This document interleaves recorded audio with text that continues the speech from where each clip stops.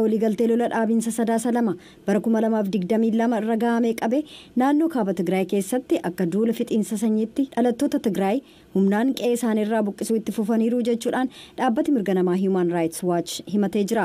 Mootummaan Itoophiyaa ajajaawwan waraanaaf aangawoota kanneen dhiyaa Tigraay keessatti dhiittaa mirga namaa hamaa raawwatan irratti qorannaa akka geggeessu hojiirraa akka rarraasuuf sirnaan himannaa irratti dhiyeessuu qaba jedha ibsichi. Erga sadaasa bara 2020 Tigraay keessatti wal dhibdeen ka'ee as humnoonni nagaa eegumsa Amaaraaf aangawoonni naannoo uummata Tigraay lixaa irratti fixiinsa raawwataa jiru. Qorannoon Human Rights Watch dhiyeenya kana bahe akka agarsiisutti aangawoonni lama Koloneel Dammaqa Zawuduuf Balaay Ayyaalew kanneen kanaan dura miidhaa dhaqqabe irratti hirmaatan yoo ta'u lammiilee Tigraay daraaraa irratti raawwachuu hidhuuf humnaan biyya ari'uu keessatti hirmaachuu itti fufaniiru jedha ibsichi. Waliigaltee lola dhaabinsaa kaaba Itoophiyaa fixiinsa sabaa dhalattoota Tigraay kanneen lixa Tigraay keessa jiran irratti raawwatamaa jiru xumuruu hin dandeenye jechuudhaan Human Rights Watchitti ittaantuun daayirektara Afrikaa Laatishaa Baadar dubbataniiru. Mootummaan Itoophiyaa miidhaa raawwatameef dhugumatti yoo haqa mirkaneessa ta'e qorannoo walabaa gocha hammeenyaa lixa Tigraay keessatti raawwatamaa jiru mormuu dhiisee aangawoonniif ajajaawwan waraanaa miidhaa geessisaniif akka itti gaafataman gochuu qaba jedhan. Godina Gojjam lixaa Gadaamii Sillaasee Andinnee jedhamutti waldhabdee uumameen miseensota waraana biyyaalessaa dabalatee namoonni dhibbaatti lakkaa'aman miidhamuu yookiin du'uu isaanii jiraattonnii fi maddileen hospitaalaa ibsanii jiru. Yoo xiqqaate namoonni 10 du'uu isaaniis dooktarri hospitaalaa tokko himaniiru. Gabaasni kunis bal'inaan itti dhiyaata. Naannoo Amaaraa godina Gojjam Bahaa aanaa Dabra Eliyaas keessatti kan argamu Gadaamii Sillaasee Andinnee jedhamutti walitti bu'iinsa ka'een miseensota raayyaa ittisa biyyaa dabalatee namoonni dhibbaan lakkaa'aman madaa'aniiru yookaan du'aniiru jechuudhaan jiraattonniif maddeen hospitaalaa raadiyoo sagalee Ameerikaaf ibsaniiru. Kan maqaan isaanii akka hin tuqamne gaafatan dooktarri hospitaala Dabra Eliyaas tokko akka jedhanitti kamisa darbee qabee namoonni 200 ta'an hospitaala sana seenaniiru kanneen keessaa 10 du'ullee dubbatan. Jiraataan naannoo tokko VOA'f akka himanitti walitti bu'iinsa sanaan dubartootaaf ijoollee dabalatee namoonni du'aniiru. Walitti bu'iinsi sun kanneen biroon Gadaamii sana dhiisanii akka baqatan dirqisiisee jira jedhan. Bulchaan aanaa Dabra Eliyaas walitti bu'iinsa sanaaf bakka leenjii garee waraanaa ta'uusaa himatanii hoogganoota amantii jaarsoliif aangawoonni mootummaa ajjeefamaniiru jedhan. Waajjirri nagaaf nageenya aanichaa roobii darbe ibsa baaseen raayyaan ittisa biyyaa Itoophiyaa Gadaamii sana utuu hin miidhin duula addaa keessatti geggeessee jira jedhan. Waldaan Siivikii Itoophiyaa tokko daandiin qilleensaa Itoophiyaa dhalattoota Tigraay irratti loogii raawwateera jechuudhaan himatee jira. Lammiiwwan dhaloota Tigraay Maqalee irraa gara Finfinnee deemuudhaaf jedhan namoota rakkoo qabanuuf dursa kennama jechuudhaan akka dhorkaman ibsee jira. Gabaasni kunis itti aanee isinii dhiyaata. Dhaabbanni waldaalee siivikii Itoophiyaa Human Rights First jedhamuun beekamu daandiin qilleensa Itoophiyaa tajaajila isaa keessatti imaltoota Tigraay irratti loogii raawwate jechuun himate.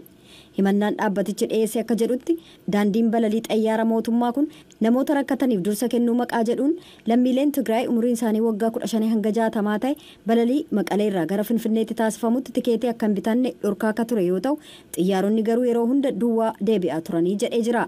Abukaatoon dhaabbata Human Rights First akka jedhanitti manni murtii federaalaa himannaa sana simachuudhaan daandiin balalii hanga kamisaarraatti deebii akka kennu ajajeera. Dhaabbatichi himannaa daandii balalii kanarratti dhiyeesse VOA'f ergeera. Dhaabbati Human Rights First hawaasa siivilii biyya keessaa yoo ta'u kabajamuu mirga namaa biyyattii keessaa jabeessuuf jecha waggaa 4 dura hundeeffame. Dhaabbanni daandii qilleensa Itoophiyaa oduu kanarratti deebii kennuudhaaf karaa miidiyaalee hawaasaatiin akka hordofanus ibsee jira. Yommuu gara oduu biraatti darbinu torban 6 darbanii fi lola Sudaan keessatti taasifamaa jiruun ijoolleewwan haadhaa fi abbaa hin qabne hanqina nyaataatii fi ho'aan wal qabatee du'uun isaanii ibsameera. Yoo xinnaate ijoolleewwan 60 akka du'an himameera. Itti aanee isinii dhiyaata oduun kun bal'inaan.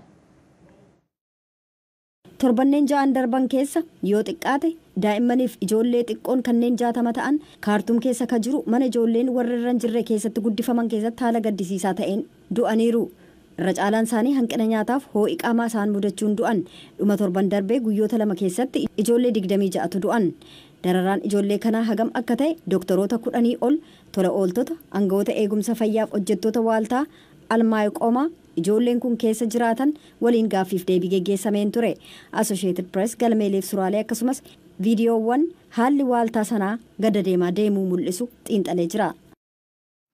Yuunaayitid Isteets gareewwan Sudaan keessatti wal waraanaa jiran jaarsummaa Saawudii keessatti taasifamaa jiruu fi ni ajajamu taanaan marii gidduu isaanii qopheessuudhaaf akka qophii taate ibsitee jirti. Gabaasni kun sittaan isinii dhiyaata dabalataan. Yuunaayitid Isteets kamisa kaleessaa akka jettetti gareewwan Sudaan wal waraanaa jiran yoo isaan jaarsummaa Ameerikaaf Saawudiidhaan lola dhaabinsaaf marii geggeeffamuuf ajajamu ta'e mariidhaaf haala mijeessuuf qophii ta'uu ishee beeksiftee jirti. Ibsi kun kan dhaga'ame waraanni Sudaan humnoonni addaa lola dhaabinsa sana irra deddeebi'uun cabsan jechuun himachuudhaan marii sana keessaa erga bahee booda gareen lamaan caamsaa 20 gargaarsi namoomaa akka deddeebi'uuf waliigaltee lola dhaabinsaa guyyoota 7 walii mallatteessanii turan. Yuunaayitid Isteetsiif Saawud Arabiyaan lola dhaabinsiisuun hojiirra ooluu isaa akka to'ataa jiran yoo ta'u gareen lamaan waliigaltee sana cabsan jedhan. Gama biraan golli nagaa eegumsaa akka tokkummaa mootummootaa gaaffii muummicha barreessaa Antooniyoo Guutereeshiin roobii kaleessaa walgahii daqiiqaa 90 cufataatti geggeessee jira. Guutereesh tajaajila isaanii waggaa 5 keessatti yeroo 5 qofaa walgahii akkasii geggeessan. Wal waraansi lubbuu namoota dhibbaan lakkaa'amuu yoo galaafate kanneen miliyoona 1.2 ta'an biyya ofii keessatti qe'ee ofiirraa akka buqqa'an taasise kanneen 350,000 ta'an immoo biyyoota hollaatti akka baqatan dirqisiiseera.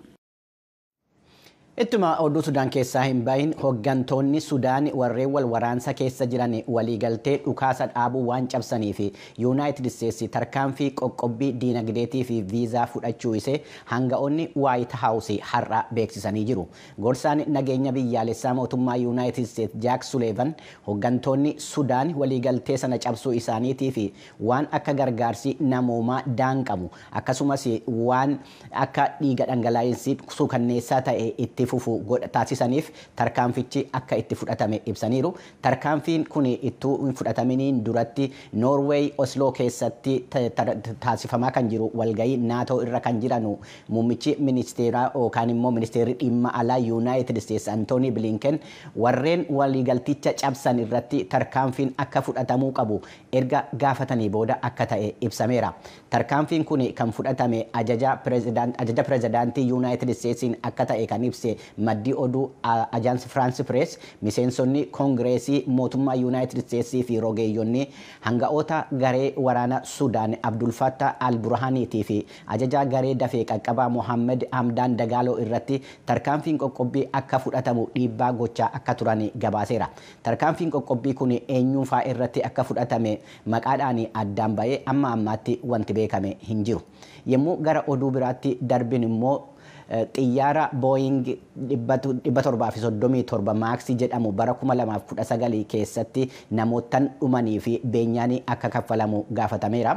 Ogeessonni dhimma xiyyaaraa haala kana irratti ragaa bahuus akka danda'anu manni murtii sadarkaa olaanaa Yuunaayitid Isteets tokko murteessee jira. Oduu kanatu jubeen bal'inaan qabdi.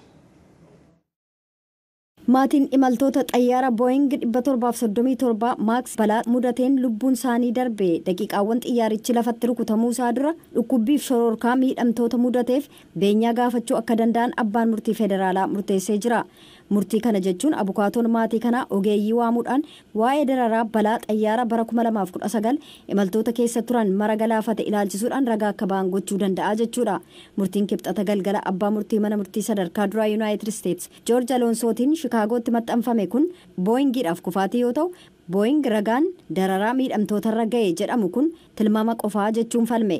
Murteen kun kan kenname dhimma beenyaa firoota namoota balaa xayyaara Boeing lamarra ga'een kanneen du'aniif baafamu ilaalchiseeti. Dhaddachichi waxabajjii 20 akka jalqabu beellamni kennamee jira. Oduun galgala kanaaf qabnu kanu. Darbina paartiin koongireesii federaalaa Oromoo yookaan kafaa'oon diigumsa manneen dhuunfaatii fi dhaabbilee amantaa magaala Shaggar keessatti taasifamaa jiru dhaabsisuudhaaf mootummaan qaawwaa seeraa jiru akka irra deebi'ee ilaaluu gaafateera. Torban darbe maskiida Anwaar keessatti tarkaanfii fudhatameen lubbuu namootaan darbeefis itti gaafatamtoota kan ta'an humnooti nageenya akka seeratti dhiyaatan kafaa'oon dabalee gaafateera.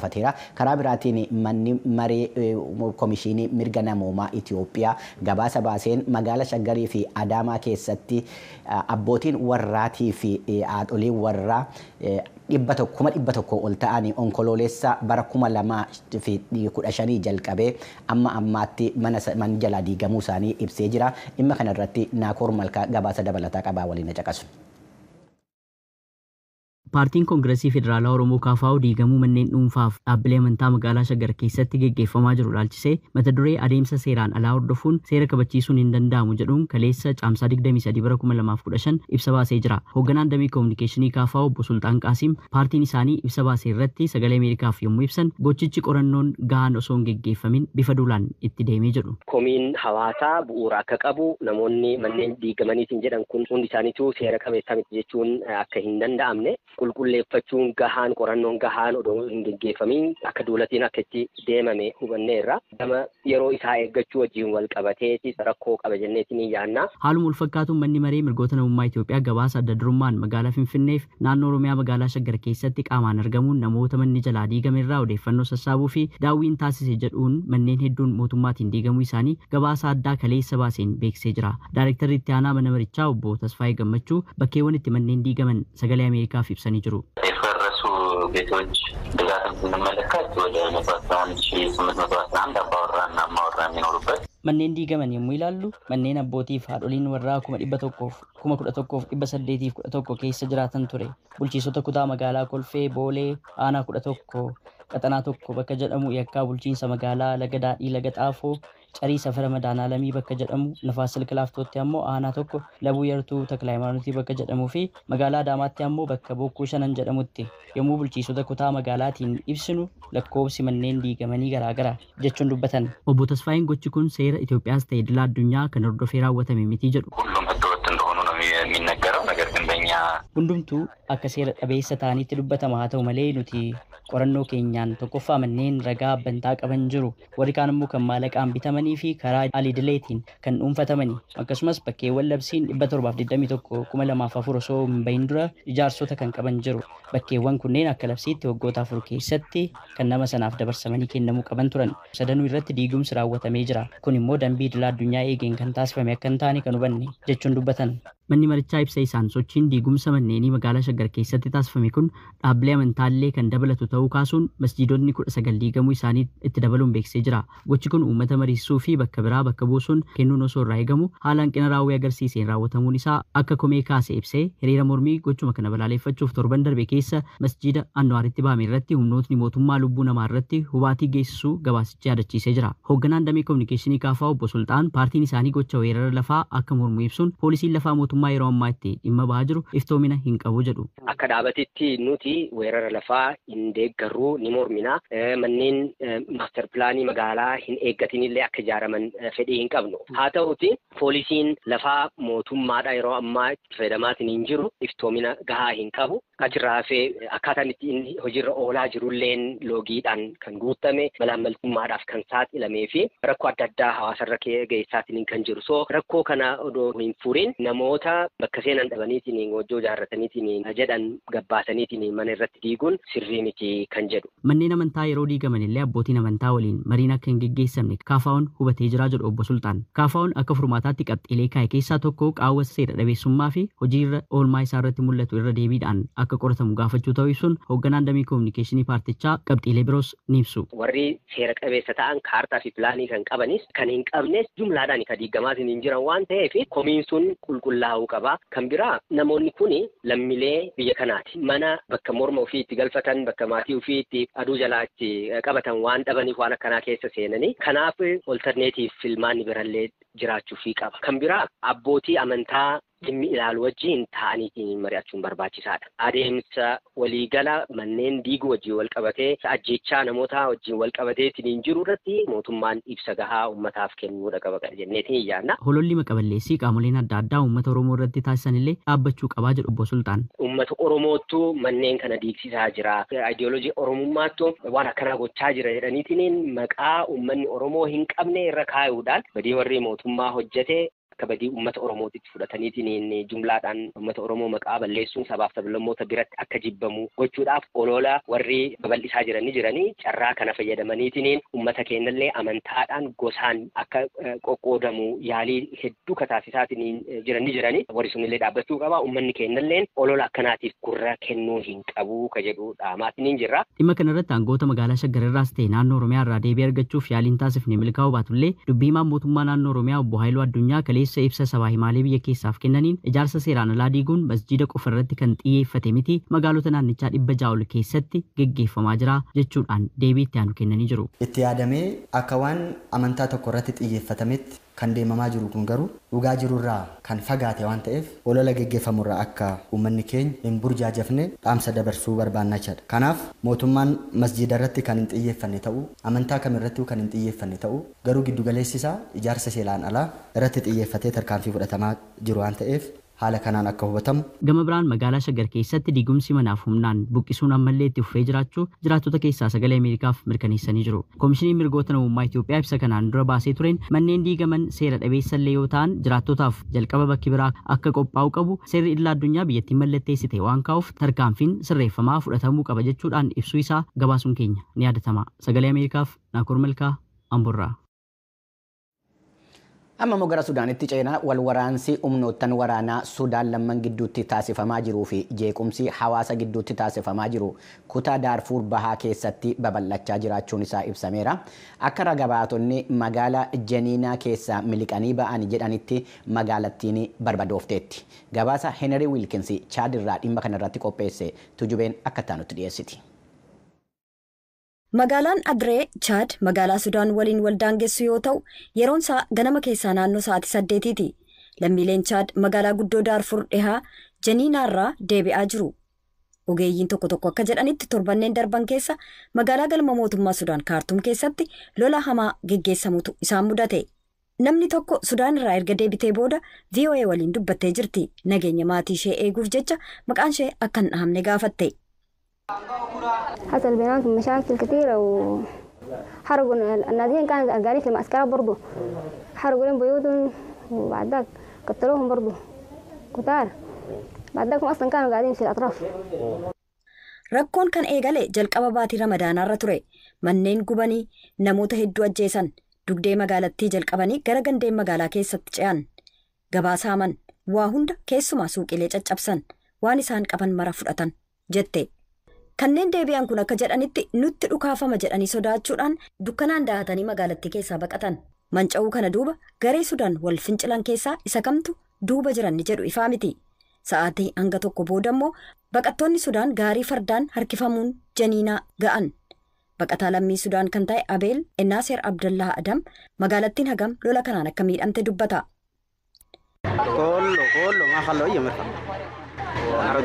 كل المعسكرات اتحرقت وكل المرافق الحكومية اتدمرت كل المنظمات برضه نهبت يعني hunduma isaatu miidhaan irra gahee jedhe mooraalee waraanaa mara guban waan tafin jiru waan martinuu ni manca'an ni saaman hospitaala buufata poolisii manneen barnootaaf kan kana fakkaatan dabalatee waaltaaleen magaalattii hundi barbadaaniiru jedhe lolli humna hidhatee ka Sudaaniif humna addaa gidduutti geggeessamu magaalattii mancaase. Erga lolli kun jalqabee namoonni meeqa Jeniinaa keessatti akka ajjeefaman hin beekamu. Erga caamsaa 19 qabee moobaayilli walumaa gala hojjechuu waan dideef kun immoo namoonni hedduun firoota isaanii kanneen achitti hafanirra maal akka ga'e beekuuf yaaddootti ta'e.